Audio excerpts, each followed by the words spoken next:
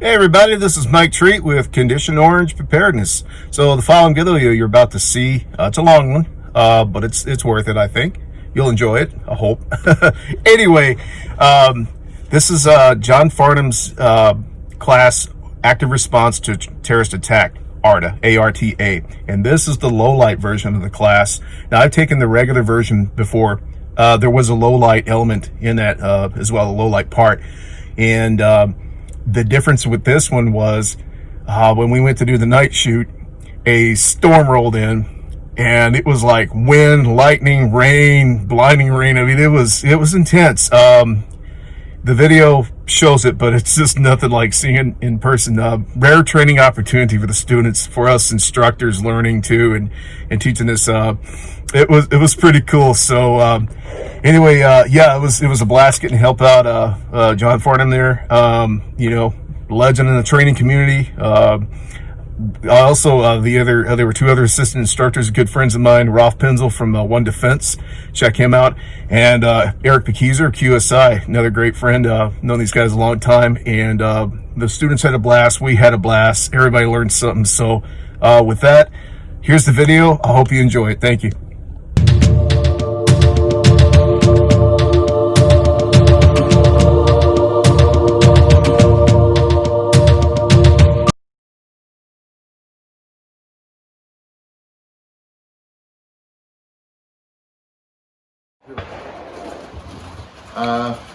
Up until recently, now even they're gone, but up until recently, if you went into a cabal or something like that, you want to look at a 92, they're easy to find. They're on the bottom shelf and they have about an eighth of the layer of dust on them. No one wants that gun, no one ever wanted it. The Pentagon bought 500,000 of them, of course. Now they've gone to the 6320, and now that's one of so God knows where this is going to end up. The other thing I want to mention is some of your students, especially your small stackered students, are going to find any double stack gun is going to be too big. Not only to shoot, they have small hands, that is going to be more visible than it would be on you. And so the area right now of great interest from manufacturers is basically the Glock 19 in single column, which is the Glock 48. The Glock 43 is a little compact from there. The Springfield Armory Hellcat, the SIG, what do they call it, the 365, and what did I miss? The CAR PM9. Actually, the SIG and the Hellcat are a stack and a half. They're not really single, but the grip is quite thin. These guns have been enormously popular with our small shaped students, mainly the weakness there is what? Fewer rounds. You're not going to have as many rounds. But the strength is it's flat enough to get on you and be able to be carried conveniently. So that's the great interest right now. However, recently, since the George Floyd incident and all the riots right now, it's hard to find anything anything in 9mm is really getting hard to find. So, but that's okay because you can't find ammo to go in anyway. So I tell most of my students, you know, if you want to get armed now, you waited too long. Available 9mm last night was on AMC at 65 cents a round. Yeah. Yeah. Maybe take it or leave it. Yeah. Yeah. And people are taking it. Yeah, it was 20 cents a round 6 months ago. Yeah. It's all made by political prisoners somewhere, but you know, thank heaven for political prisoners. We have money to go. Oh, good.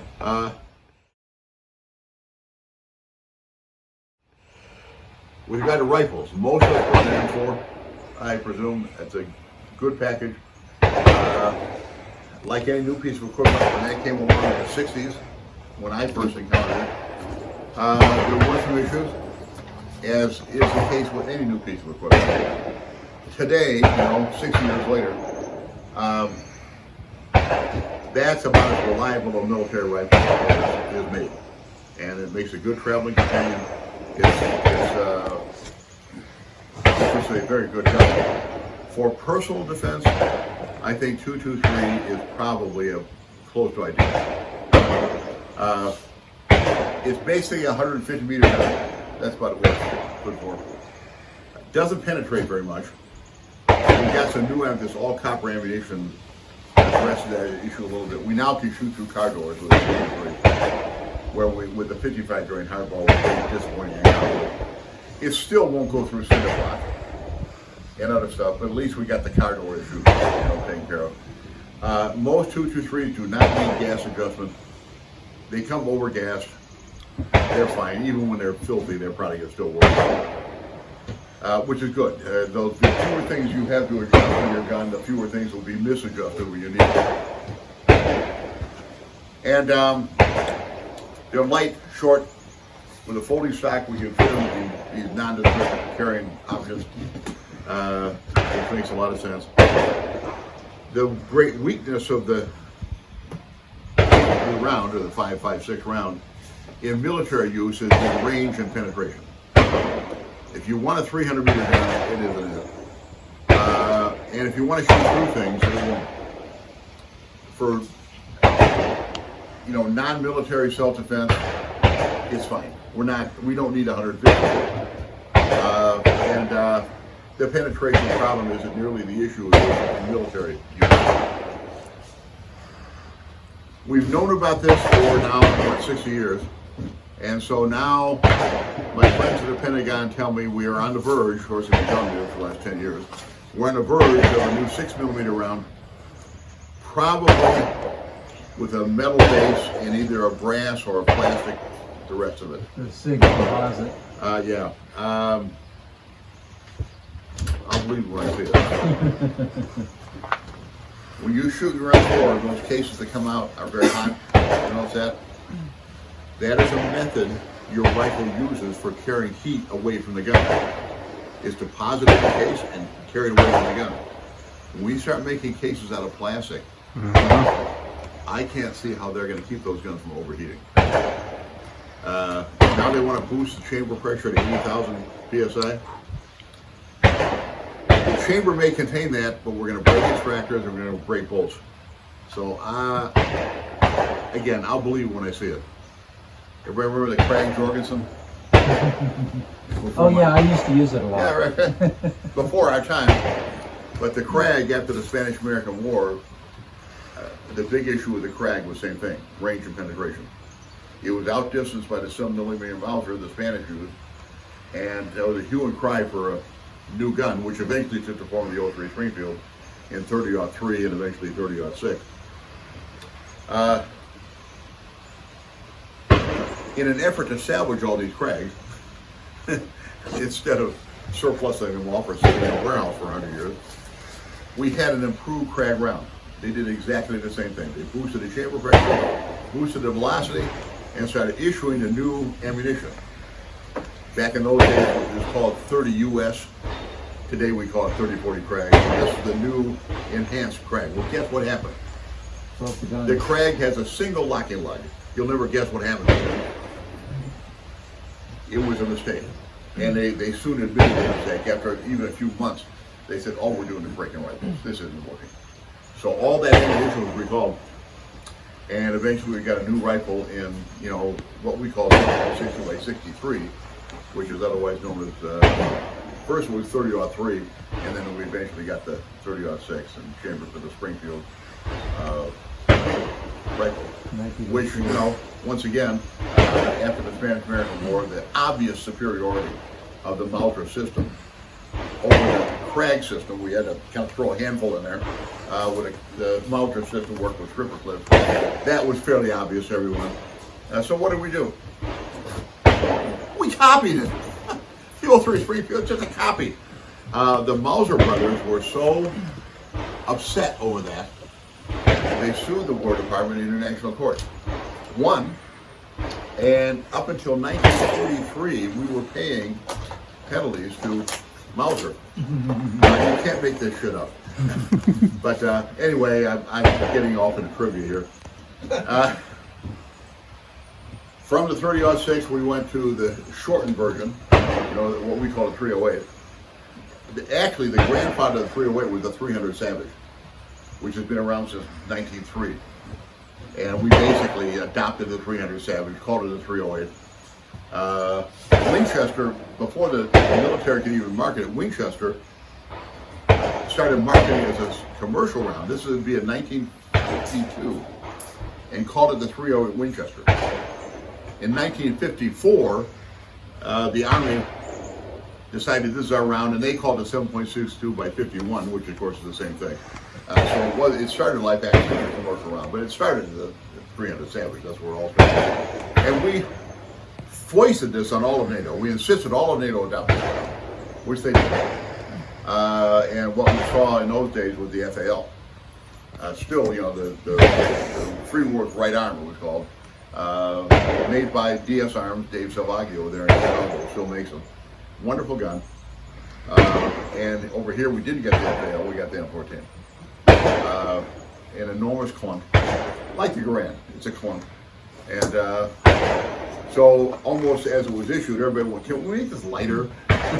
You know, so Eugene Stoner gave us in the 50s what we call the Stoner system, where he actually moved the gas piston back into the receiver. It's still a gas piston gun, he just moved it into the receiver. And as I say, there were some issues, but 6 years later, it's just fine. And we insisted all of NATO adopt that, at least the 223, which they did.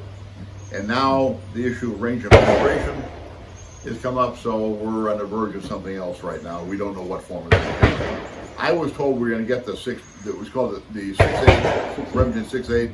I was told that 5 years ago, and that cartridge has actually developed a following.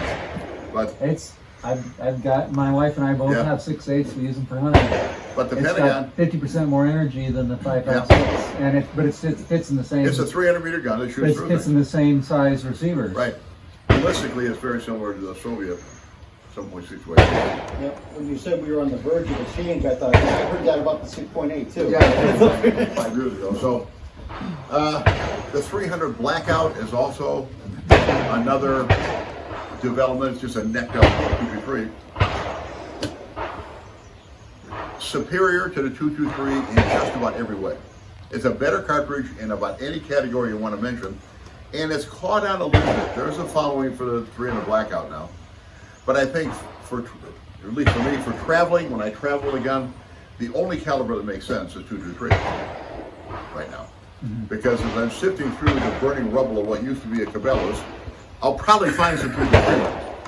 I'm not sure I'm going to find any 6.5 Creedmoor or 6.8 Herfendorfer or one of these other, calibers that everybody thinks are wonderful. But until they catch on, if it doesn't pass a Walmart test, I don't want it. Sir, I cannot help you. I'm sorry. They say, okay, you produced a weapon in a threatening manner. Okay, now I better do this. Move and draw. Police, don't move. Drop your weapon. Okay, he ran away. Come to Sewell. Look all around. Stay back, sir. Stay back. The police have been called. Okay. Then I'll say, he's back. Move and shoot. So move. Start with that bottom rung. And come right up.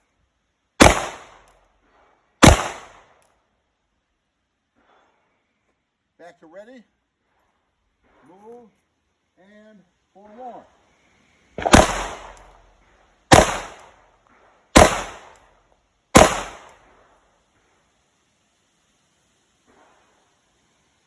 Move. Look all around. And then I'll give the command to holster. And I'm going to incorporate a reload.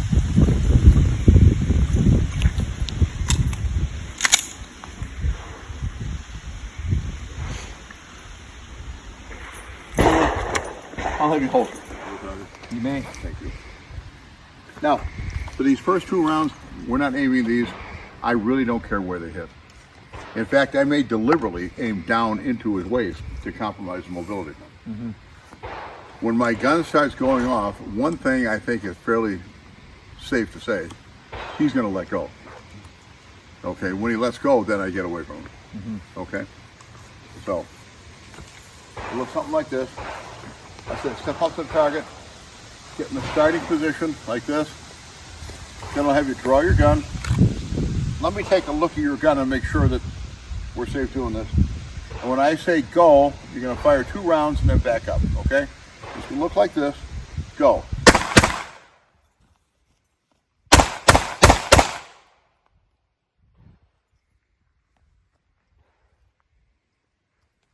Okay. Come on down here. Stippling. I love the spiral. What kind of rifling do we have here? Okay. Fair. I call it. I guess they're all cut in line, so it's fair. That's about the speed I can go on this road. My first 2 went down here. I kind of deliberately do that low, and I don't know if I got any ballistic evidence on my shirt or not, but okay. Think we can all do this? All right. Can I Please. add Yeah, a couple please. things to this? Yeah. So, some of you might know who Craig Douglas is. He runs an outfit called Shivworks, and he is the undisputed king of close quarter fighting. And he and the members of the Shivworks cartel have studied and pressure tested a lot of this stuff. And I don't want to get too much into the method here, but I wanted to show you a couple of key things. The first thing is the thumb never stops touching your body. Thank you. So when you get your master grip, index the thumb on the body, bring the thumb up, index the thumb on the pectoral index, and fire the shots. Is that just the reference point, Eric? Yeah, What's but the reason why purpose? it's a reference point is, I don't know if you guys noticed this. This is 2 shots through 1 hole. 2 shots right here. And that was having candid. High pectoral index, 2 shots. Same hole. And the reason why is because John's thumb was indexed when he did that. If he had floated the gun out, Right. we'd have 1 here and 1 like here. Okay. So the whole idea is a repeatable strike with those shots. So, and the Shivworks method is angle down, elbow up, Yeah, 2 shots. Shoot into his groin. Yeah, and the logic there is, if me and were having a non-consensual hug, Yeah. and I want him to stop that, I may be trying to underhook him or have my arm around him. If I level my gun, I have a very good chance of shooting myself. Right. This has happened more than once. If I angle the gun downwards, I will still divide his attention and get him to disengage, but I won't shoot myself. Shooting yourself in a gunfight will not impress your opponent. But the key thing here is don't let the gun float. Keep it indexed on the body, thumb touches. The minute you get your master grip and stay in contact, lift it up to the appendix, or lift it up to the pectoral index, and fire your 2 shots. And then from here, you can come in, and this should go without saying, but I say anyway, as you transition from here to here, make sure you bring his hand in tight to the body. What I teach is bring the hand back to your starting position, and then, because otherwise what we see is this. Right. Which obviously we don't want to do, because once again, shooting yourself will not impress your opponent. When you're wearing, get in position here once more. When you're wearing a vest, you may shoot a hole through the vest here. You kind of get it out of the way. Yep. I've seen Copper Garment shot doing this. Yes. Big deal. It's cool. It's a fun story to tell your friends. Yeah, it happens. That's all I had. That I've never done this from appendix before, so So you just index we that won't thumb. be drawing and firing. We're gonna have you draw the pistol first. I'll have, that's the I pectoral want to check index. your position before So we start when I shooting. say pectoral index, you have your pectoral muscle right here. That's where I bring my thumb to. It's stuck in the pec. Yep. I've got a pec right here. I just bring my thumb right here, point my elbow up. This isn't a comfortable position, but we won't be We here did do very that. long. That happened. Eric, 2 is shots? there any Thing. distinction between the draw is You gave a little exactly more the same, background you on just why found it's it. here.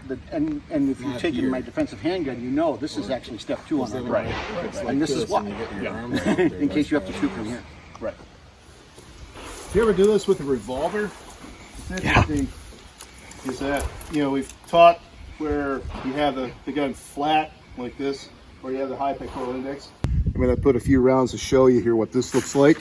We're up. Where the thing is, if you do it with a revolver, the high pectoral index, having it flat against your body like that, one thing is it'll fire like that, but you want it down, because one thing is, if you do have it like this, you'll get that flashing in your face, and you don't want that tattooing you. So that's something, if you ever get into like using your snubbies, your J-frames, so just a little tip about that, but that tells you that's what you don't want on your face or your skin. Right? So online, move and draw. Come to ready, come to spool. Right about here. When I say go, or you can begin, step around the corner. What do you want?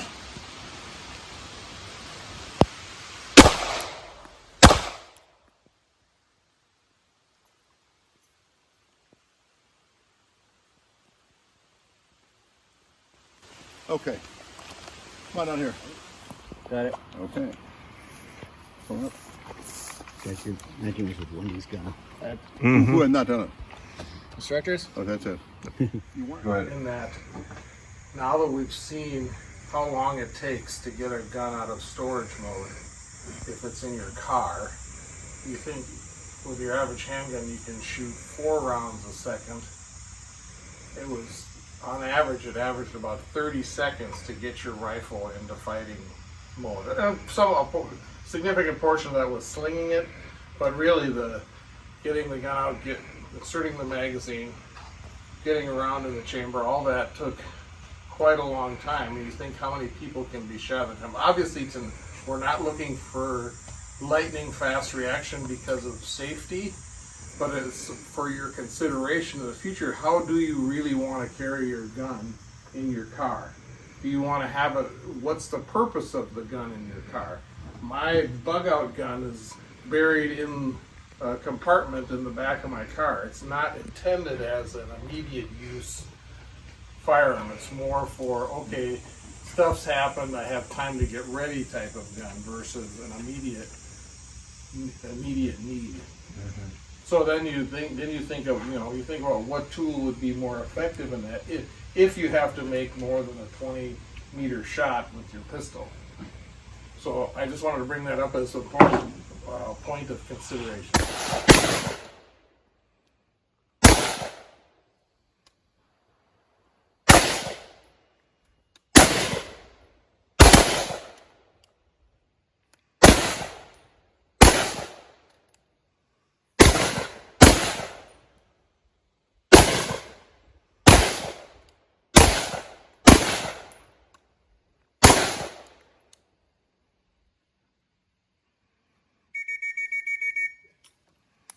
Okay, face down range.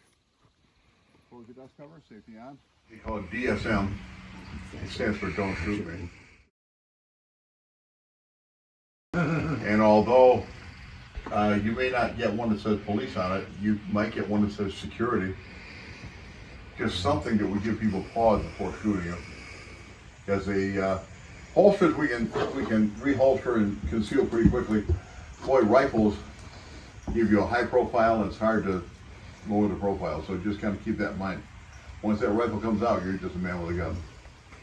But those of us in Western civilization, have tended to forget this. Because at night, what happens?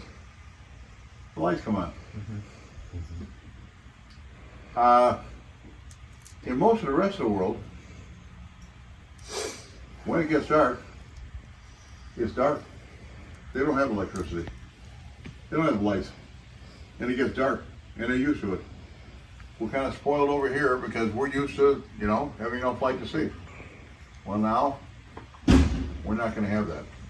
And we're going to have to learn how to be effective in the dark.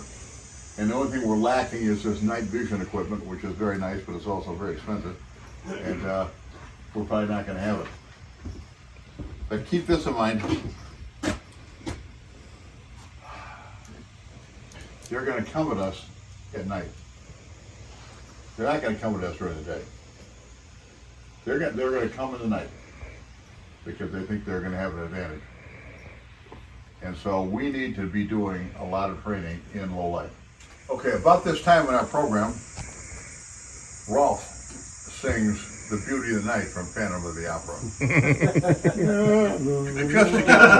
just to get us in the mood. All right. The job of your flashlight is to provide you with information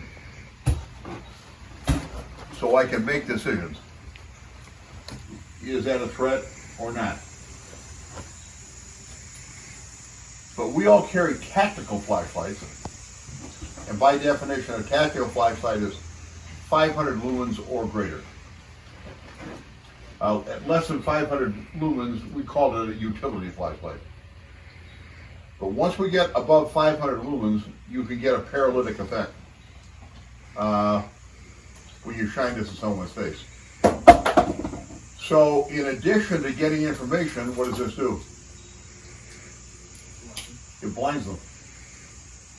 For the next 30 seconds, all they can see is orange balls. And I think I mentioned this earlier. This is why everyone in your family should be carrying a tactical flashlight, whether they carry a gun or not. And whether they're under 21, they're minors, it doesn't matter. They should have a tactical flashlight on them. It really is a non-lethal weapon, but it's fundamentally unregulated. Even here in Minnesota, I don't think flashlights are regulated, are they? Nope. Anyone can carry a flashlight anywhere. You can have it all you want. And if you'd like to come with us to the SHOT Show next January in Las Vegas, assuming it goes, we don't even know at this point, but assuming the SHOT Show goes, as it usually does, it's at the Sands Convention Center, which is right between the Palazzo and the Venetian. And I think I heard they're going to have some Caesar Palace. yeah, they have a whole new center they built, so I think we're going to use part of that, but I don't know at this point. And I don't know that anybody even knows if it's going to go because of the COVID thing, so we'll see. But for those of us who attend on a regular basis, one thing we've discovered is that the casino restaurants, and there's probably 50 of them, are very nice. They're all very nice, they're all very good, but they're a little pricey. You know, anything inside a casino is kind of expensive. So what we all do is leave the convention center, get in a car, and drive 10 minutes to the local Bahama Breeze, where you can get a very nice meal at half the price they charge at a casino. And be the cheap bastards we are, that's what we usually do. Well, this particular Bahama Breeze, and there's several others, there's Lowry's and several others in the area, the moment you get out of your car in the parking lot, you're going to be approached by some chumo. It's almost like clockwork. And of course, they're looking for money. But are these people dangerous? Oh yeah. Oh yeah. They all are. Under the right circumstances, they're all extremely dangerous, and you want nothing to do with them. So I have this in my hand, because I know what's going to happen. And as you get out, sure enough, here comes some in a, shadowy figure approaching, and I blast him in the face with a flashlight, and I say something like, can I help you? And of course, I've never had it fail. When I do that, two things always happen. Number one, they stumble backwards, and number two, they put their hands up. So I can see what's in their hands, and they stumble backwards, and I say, you have a nice day, sir, and we walk into the restaurant. Because they'll probably sue you there when you come out. So if you want to practice this, come with us, and we'll get a chance. I'll give you the first one, and you can practice it. Once again, they are not harmed in any kind of permanent way. They're fine. There's no physical contact, and yet for at least 30 seconds, they can't see anything. You could also walk from Fremont Street to the El Cortez at night. I'm sorry? From the walk from Fremont Street to the El Cortez Casino at night downtown is very adventurous. And so this is, a problem I guess you might expect in a place like Las Vegas. So we also carry OC. I mean, if it really gets, you can't get something drunk out of your face, he's probably going to get a face full of, OC. Everybody carry OC? Yep. Yeah. Particularly when you carry a gun, you need to have a bottle of OC on you all the time. And a small bottle like this only goes about this far. And the face is the only target that works. And it doesn't always work. There are some cases it doesn't work at all. And no one knows why. But it works often enough to recommend. But I find a flashlight and 90% of the time is all you need. So the flashlight does two things for us, and what are they? It gives us information, and number two, simultaneously it blinds them. This is why you need to get the light right in their face. These lights are so bright that even if I shine down here, I can see your hands. I can see what's in your hands. That's not a problem when you're missing the point. I'm not going to do it, but I need to get it right in his face. So I not only see what's in his hands, but I also simultaneously blind him. This is the first light. I like this light. It's very nice. It's not worth what to get for it, but it's so nice light. This is 750 lumens. And I think I may have, some of this I showed it too. Tell you, in the short term, this is about knocks people in our thing. And it's very small. So those are the two lights I usually carry. This first light that I have in this hand has this feature. This is red and green. We use this because it shows up blood. If there's anything red on you, it will come right out. So I think if you've been injured, I can kind of scan it with this. And I can use it to pull over vehicles.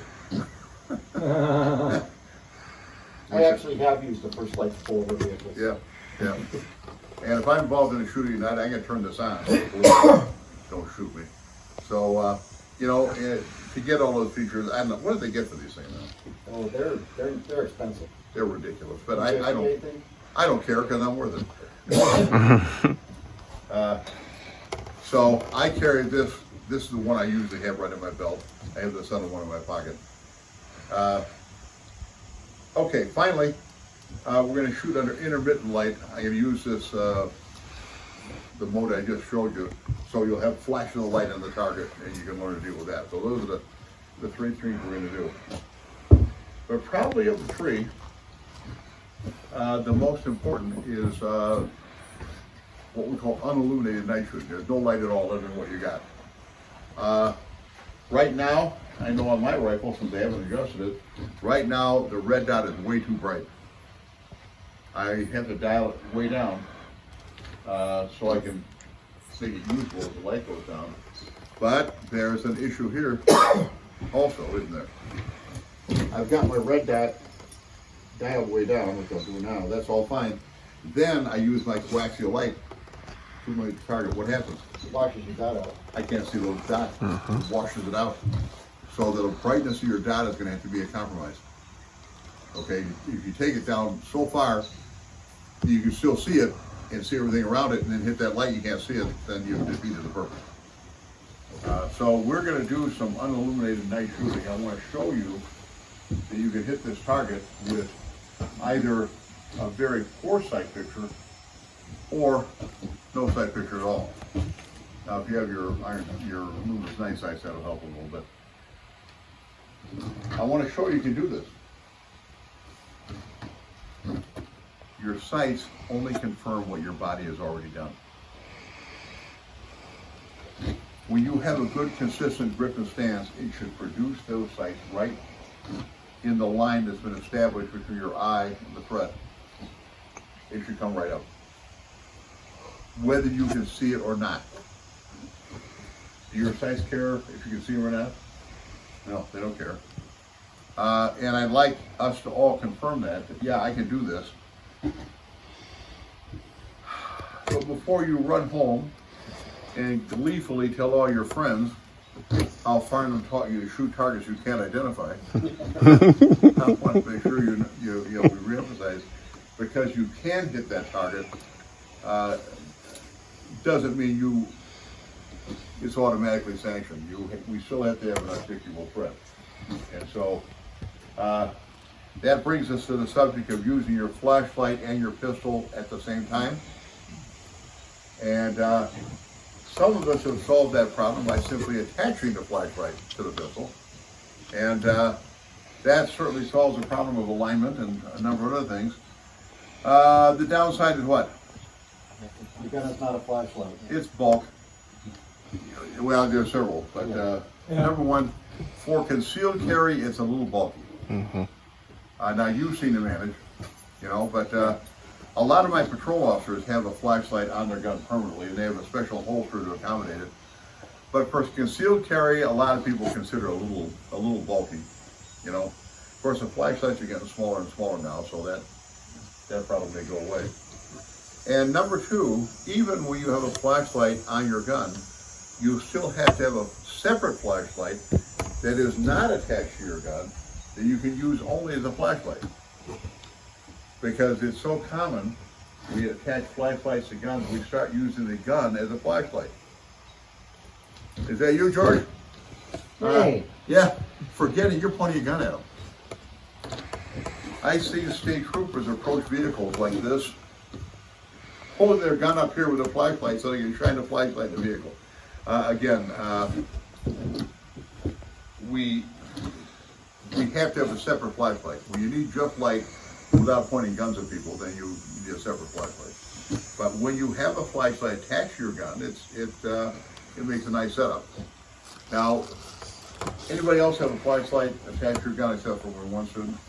Oh, you do, okay. When you don't, with the permission of its owner, try it out. You know, see if that might be something you'd like. Actually, I do have one that I used to use, but when I pulled it out of the holster turned the light on, and like I was using it at your pistol glass, and so that's kind of the instructor said that it wasn't a good idea to have it automatically turn on when you draw your gun. Yeah. So I never got around to correcting that. A lot of arguments on that. I know some guys have set up so that when they draw the gun, the light not only goes on, but it goes on in strobe mode. So every time they point the gun, they're in strobe mode, and they think that's a good thing because it automatically confuses the bad guy. That might be right. I'm not sure I'd argue with that. There may be times when you draw your gun, you don't want the flashlight to come on. But when you don't have the light attached to your gun, we have two choices. We have the Harry's technique and the good technique, and I think we've done both. Is this foreign to anybody here? Are we all familiar with this? Yep. I've seen it, but I never put it in practice. Okay. The Harry's technique is named after Mike Harry's. He was an old gun sight instructor. I don't think he had much to do with it, actually, but he got his name attached to it. Fortunately, it's not hard to pronounce. It looks like this. The thing to remember, it's back of hand to back to hand. A lot of people just rest their gun on your wrist and it just rolls around. It does nothing. You've got to wrap it up. And that aligns the flashlight with the gun. It's fatiguing, and it's not the best technique you use inside a building. Why? Can't open doors. Well, yeah, the gun is very vulnerable. I can only retract this so far. And anyone can reach over here and bend this gun out of my hand. So around a lot of blind corners, I'm not real anxious to do this. The good technique is a little less precise. The alignment isn't quite as precise. But in a building, I can withdraw the gun all the way to here. And extend only when I need to shoot and then withdraw it. So I will invite us to use both. Just see a little practice on both. There's probably a half dozen other techniques. The IU technique, and there's a military technique. Yeah, John, and of course the other part of the good technique is it also illuminates your sights on your pistol. Right. So you not only identify the target, but you can see where your front sight is. Yeah, sights. It actually shines through your sights to the So target. it's really a good technique. Yep. Common Invented in error. Arkansas. A common error in the good technique is getting the light too low down here in your jaw. You'll see your rear sight, but you won't see your front sight. And now you panic and move the gun around trying to find it. When you get it up here, you'll see both. So is there a specific index point for it? I'm sorry. Is there a specific index point? Just on the side of here. your Now, head? those of us from Arkansas have a flat place on your skull right here, and Okay. that fits just real fine. Yeah. If I haven't insulted your minority, I'll try to get to you. But it's right about here. Okay. You'll be tempted to hold it in space. The idea of holding against your head is that fixes the alignment. Okay. So, come on over here, I'll show you.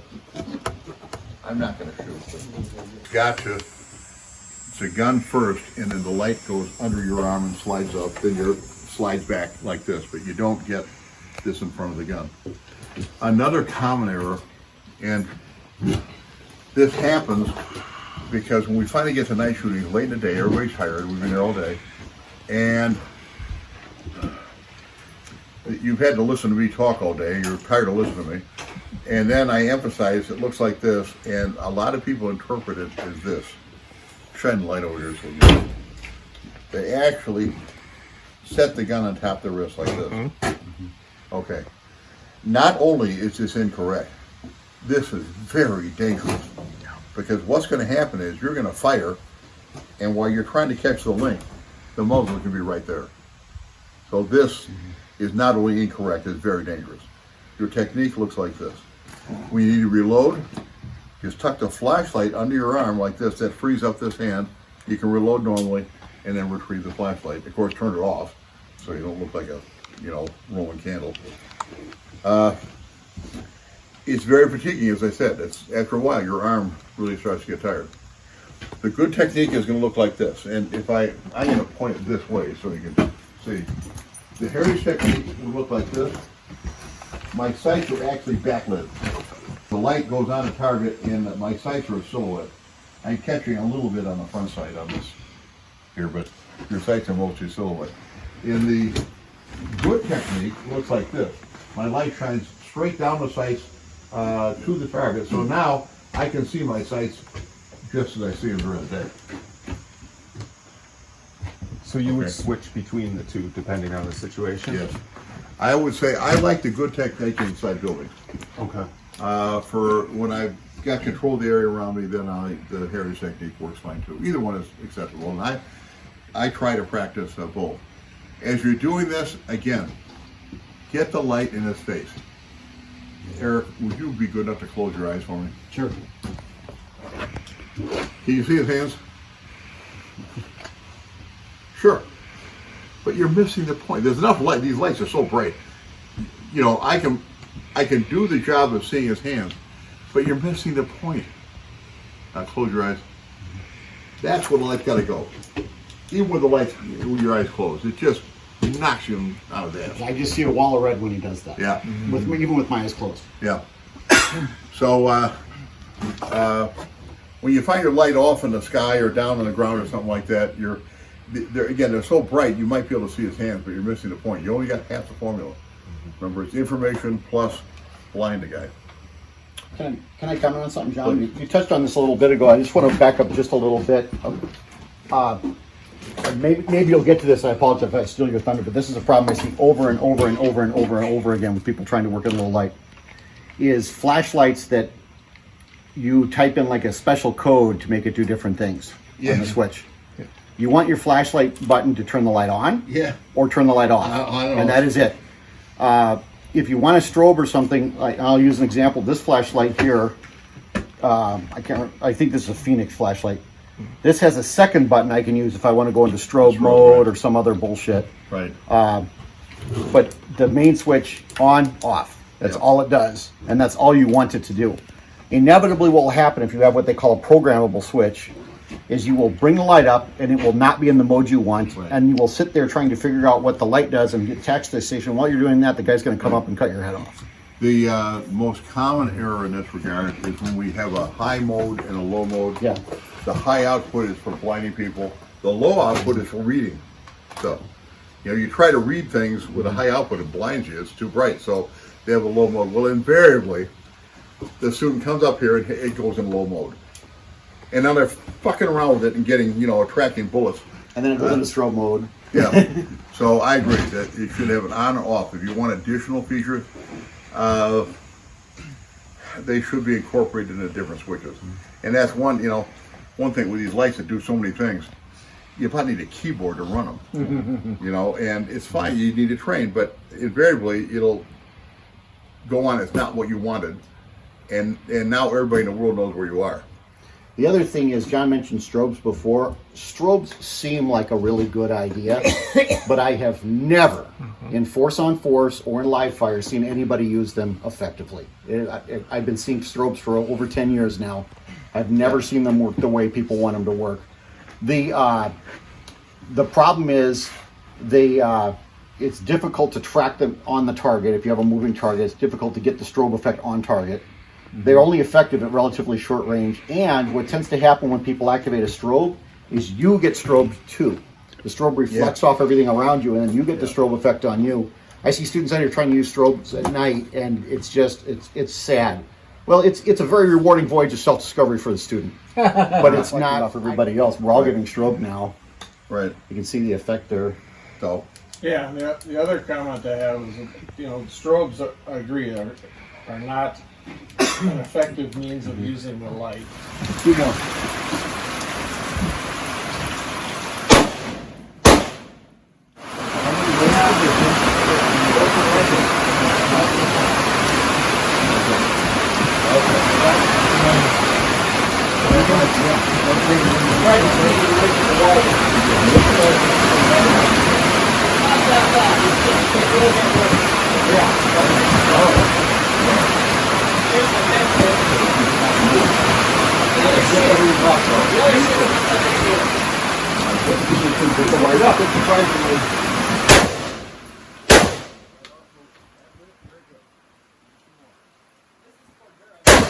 Please hold my rifle so I can retrieve my gear.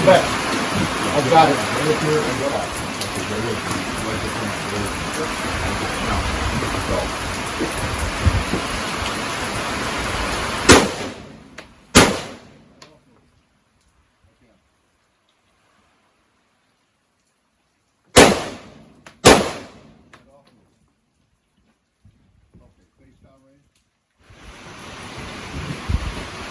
All right, no weapon light. okay. Move on to fire.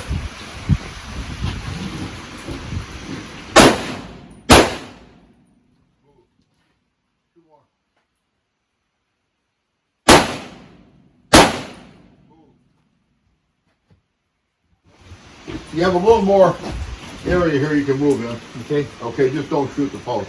Okay. All right. If you stand, Oh, do it. We'll see the DOC here. move on to fire.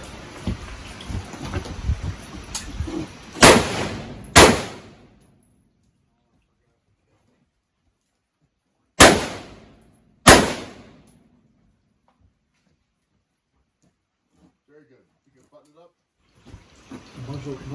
Move on to fire.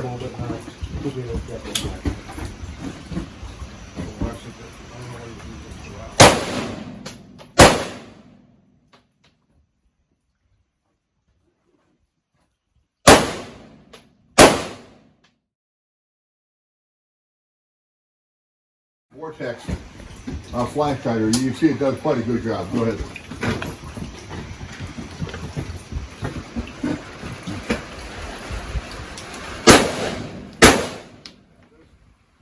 There's almost no flash at all.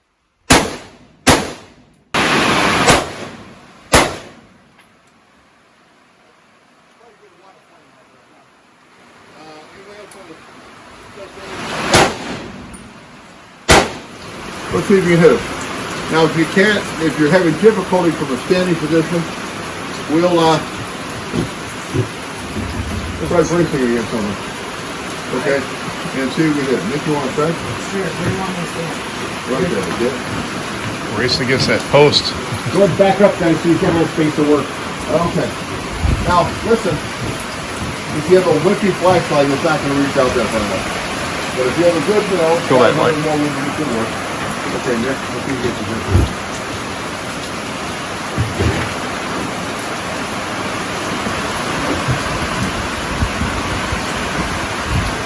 Light off, move.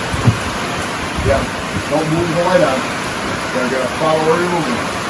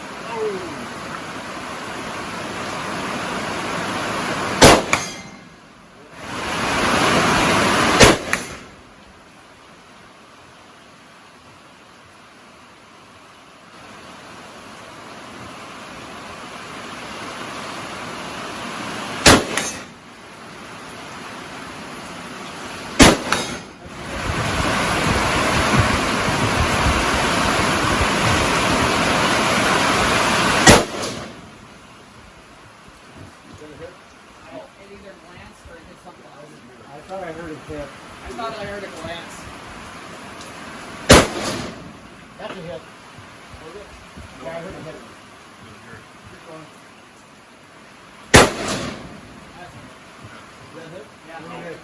Didn't hear a ping.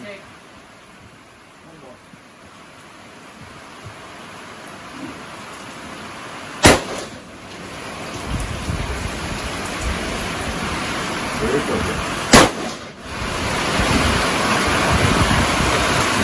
That's good for that.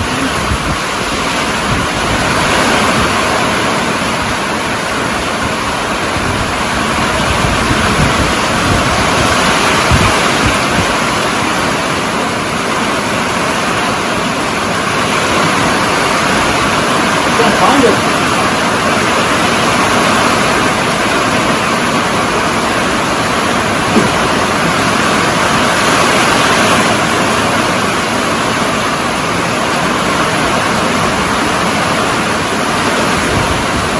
Carol. I can't find it.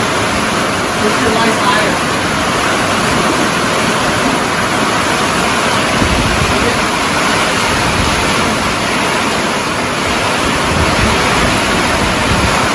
Yeah, I can't see them. Well, when we have you back up, because I think you get a light on it, if you back up even 1 foot, I think you might get it. All right, let's go back.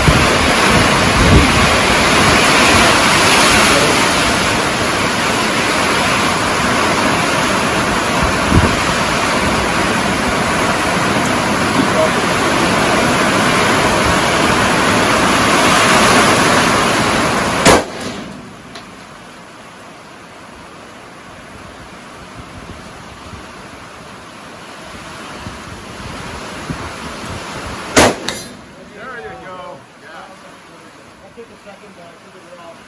That's what we're going to do. Let's explain that. Everybody else want to do it? Yep. Thank you. All right. You do that right?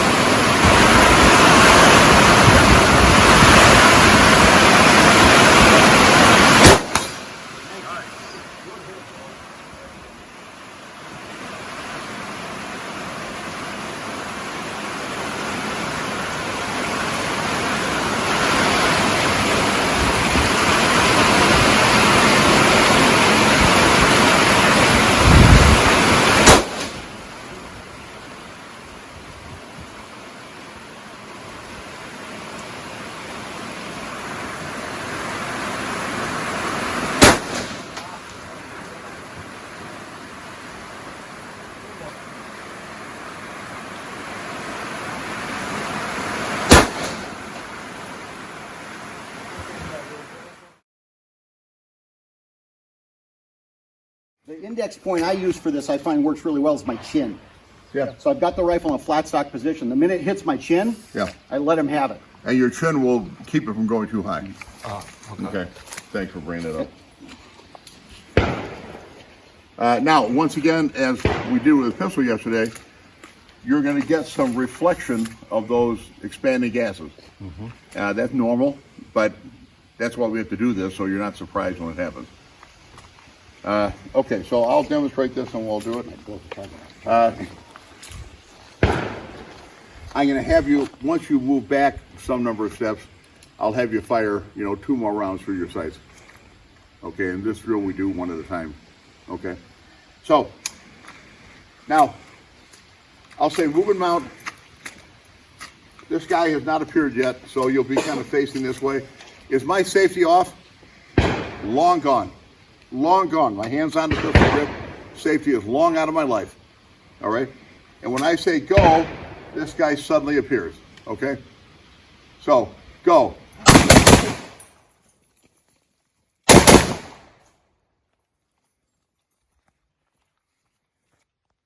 Okay. Think we don't do that?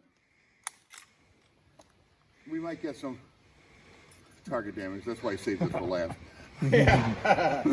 Yeah, if you practice this, make sure you have a backer on the target. Don't use regular paper. You'll blow it right out of the frame. Okay, I think we have 3 targets left, so. Yep. And, out of bullets.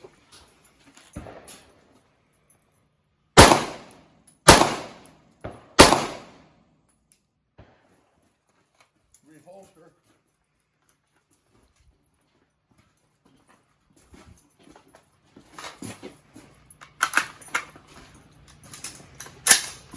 And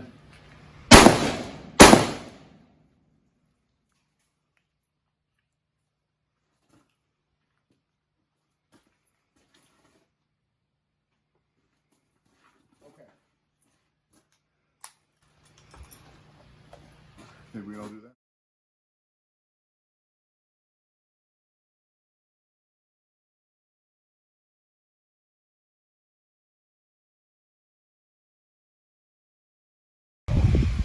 But the zip line across the window. Oh. I think the two. Right away. Keep going.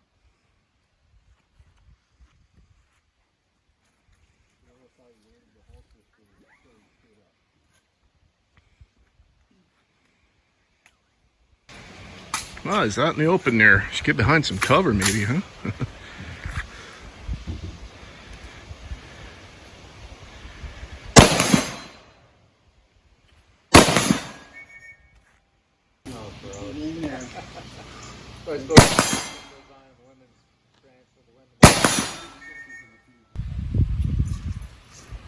Go.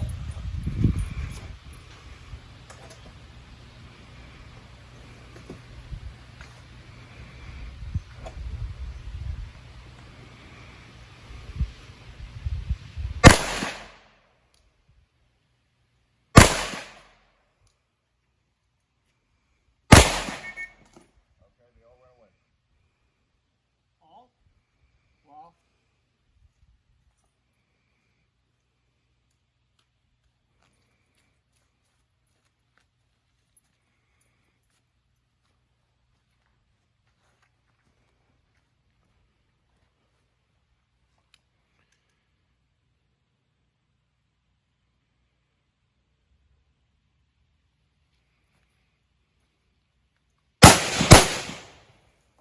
He ran away.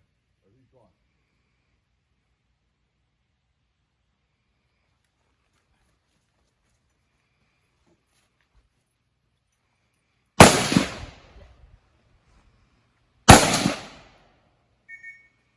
He's gone.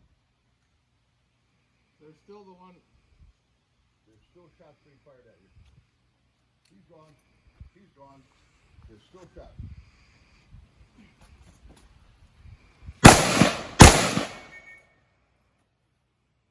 Okay. That guy's well left. Look around.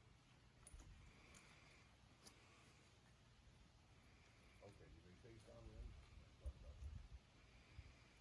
Well, you got me.